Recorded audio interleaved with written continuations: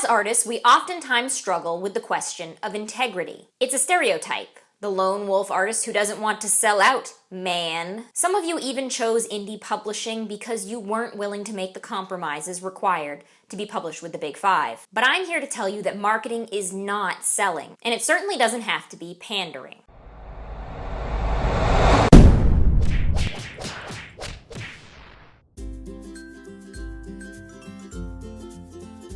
I went to an art school, the Savannah College of Art and Design, that was criticized a lot by other fine arts institutes for being too business-focused. They emphasized being able to make a living with the skills that you learned there. Professors followed the idea that it didn't matter how much effort you put into your art if no one was seeing it. And every major had at least one course in portfolio, auditioning, or marketing. Theater majors had to learn to produce a show from the front desk end of things, as well as how to audition. As an animator, my brother had a course completely dedicated to creating ideal portfolio work to show off his skills. To artists, the idea of selling work is sometimes anathema. We don't want to think about that side of the business because we don't want to be labeled as sellouts. But marketing isn't selling. Selling is converting products into cash. Having a place where you sell your work, like an Etsy storefront or a listing on Amazon, is not the same as marketing. Marketing is funneling customers' wants and needs into your products. It's creating an environment where the right audience can find your solutions to their problems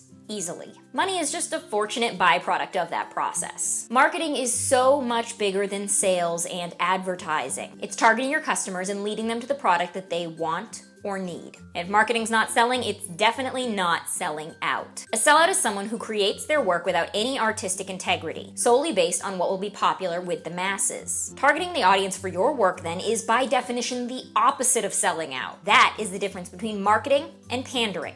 Marketers target the specific needs of an audience with the products that they have already created. Panderers create products specifically for mass appeal. As an author, marketing is necessary. It might be enough for products with mass appeal, like batteries, white bread, and Snuggies, to just have a spot on a shelf. For niche products that are not designed to appeal to the lowest common denominator, this is not enough. Niche products don't get to rely on a surge of sales at the get-go like we do with mass market products. They have to find their buyers. They need to do that by identifying what appeal their product has and to whom. And you do this with your books. Niche products need to figure out how to find that audience with a tailored message and not waste money and effort on the kinds of people who will never buy it. So for example, you write your spicy romance novel. Chances are you don't want to get your artist friend to put cartoonish, childlike figures on the cover. That would be confusing. You really don't want to advertise on Facebook targeting fans of the New York Jets. And you wouldn't keyword your book children or solicit reviews from a food blog. You make safe bets and you try to maximize your chances of reaching your most stereotypical reader. And while a male construction worker from Des Moines might buy your romance novel, we don't waste our time and effort by going after him because he's not a safe bet. Now, we might not all be in this business to get rich. Some of us just do it as a hobby, but we have to make something for it to be worth the next endeavor, to fund the next editing and book cover, even if you don't want to actually make this your bread and butter. And if you ever want to do your art full-time or even just part-time, you need to make some money.